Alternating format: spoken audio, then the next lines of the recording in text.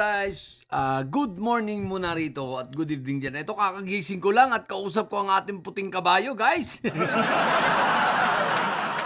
Positive! Positive na si Senator Esprigitic. May warrant na. Nilabasan na ng ICC. So ngayon, si Senator Esprigitic hindi na gumagamit ng cellphone. Mahihirapan na siyang mano-monitor kung nasan siya, pero mukhang umalis na dun sa Malaybalay. So ngayon walang nakakaalam, even sila blind sila kung saan pumunta. So pero iniisip baka ito ay mag-backdoor na.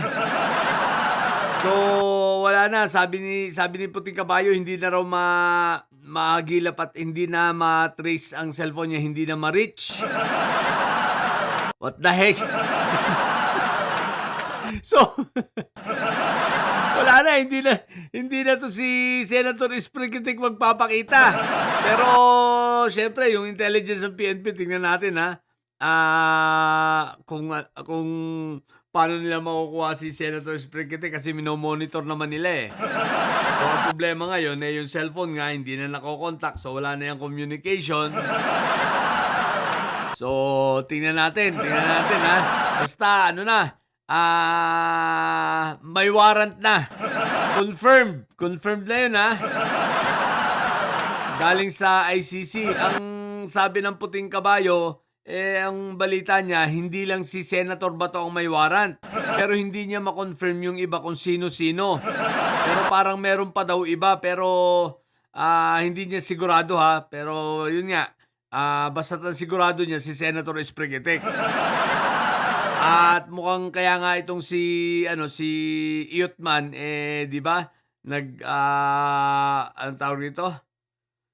Nagpetisyon sa Supreme Court. Kumbaga diversionary. So pilit nilang idinadivert. Ngayon, anong implikasyon nito? Nung labasan si Senator Esprigitic, so sigurado wala na, hindi na makakasipot yan. So, ibig sabihin, padali ang impeachment ni Sayad. At sa part ng mga Sayad siblings, pahirap ito ng pahirap ang mga sitwasyon sa mga darating na araw. Kaya talagang double time sila. Kailangan nilang pabagsakin si PBBM, pabagsakin si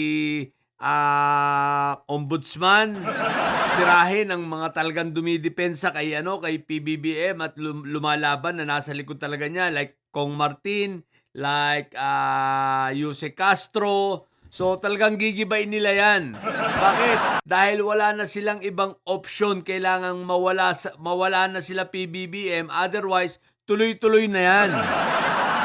Ang problema, ang mga nananawagan sa kanila ng rally, sino ba naman ang maniniwala ron? Unang-una si Sabit Sipon. Pangalawa, si Mike Diferencia. Puro may mga sayad. Sino ba naman ang maniniwala sa mga yun? Diyos ko po, Rudy. Diba? Pag yun ang pinaniwalaan mo, what the heck? Yun nga. So, talagang desperado sila at nangangailangan sila na talagang dapat matanggal nila itong mga sila PBBM, di ba? Otherwise, talagang tuloy-tuloy na ito at hindi na nila ito mapipigilan. Okay. So, ang wish ko nga sana, doon sa warrant na yun, meron ding kasama na si Bongo. Si Buanggo, pero hindi tayo sigurado, Basta ang sigurado nga, si Bato. Kaya si Senator Esprigitic ngayon, run Bato na. Pero pasasan ba? Bato, mahuhuli ka rin.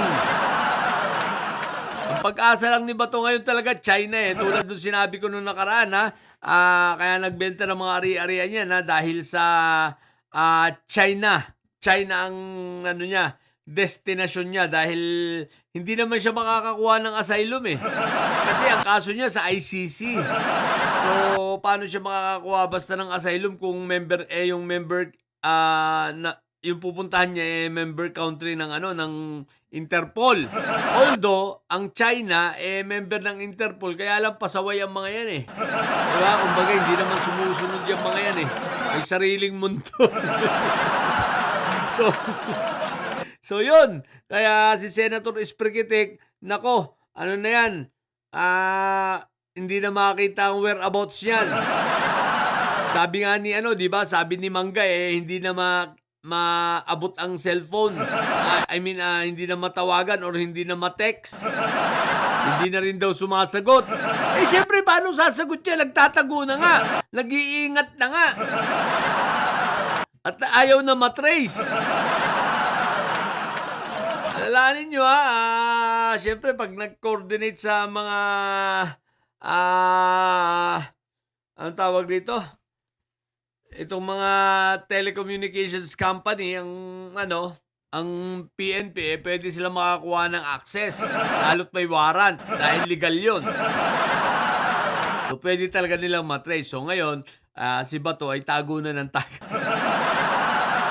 Ano na mga didilis? Mukhang sabi ko sa inyo talagang ang 2026 sa inyo ay malas eh. Ano pang minalas? Di ba pati si Fentaboy ninyo minalas din? Dinenay rin ng ICC ang na yung request nila na i-public yung kanyang medical results. No, medical findings at medical results nitong examination sa kanya kung siya ba fit to stand trial.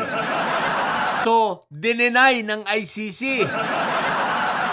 So ngayon, mag-iisip na naman si Kaufman para mapalawig or mapatagal or mapadelay ang confirmation of charges nitong si Fentaboy. Kaso hindi na niya mapipigil, mukhang tuloy na. Sa utos yun, may mga sayad, no? Siya nga pala, no? Si Pulong nagpunta na sa Dahig, Di ba yung bakasyon nun, January ba? Parang February, January, February. January, February nga pala. So, titingnan niya yung kanyang mga bank accounts. Kung kumusta na. So, yun. Pero basta, sabi ng ating puting kabayo, medyo may tension pa daw sa Davao City. Mainit pa sa grupo ng may mga sayad at masyadong busy. Masyadong busy. Kung paano pa mga gagawin para mapatalsik si PBBM, sila ombudsman. So, lahat ay busy lahat ng kanilang mga alipores, lahat ng kanilang mga vloggers alam nyo na. So, lahat na ng paninira ay gagawin nila Isama mo pa sa paninira kay First Lady, di ba? Eto na nga, naglabas na ng mga kunwari iskandal. Kaya lang, ang bulok nung gumawa. So, katulad ng sinasabi natin binibisto na natin nung mga nagdaang araw pa ang mga plano nila. So, ayan na nga, di ba? Nilabasan rin nila ng mga fake photos. Kunwari si FL Lisa, FL, di ba? So, yan. Okay, so talagang gagawin na nila lahat. Okay, so yun lang muna tayo at update lang ako'y maghahanda muna para sa pagpasok may trabaho tayo. Okay. So, yun lang muna sa mga bobong didilis dyan at may sayad. Ang tatay nyo ay karton. Natili kayo mga bobo at may sayad. Sapagkat may sayad laging high blood. Bye!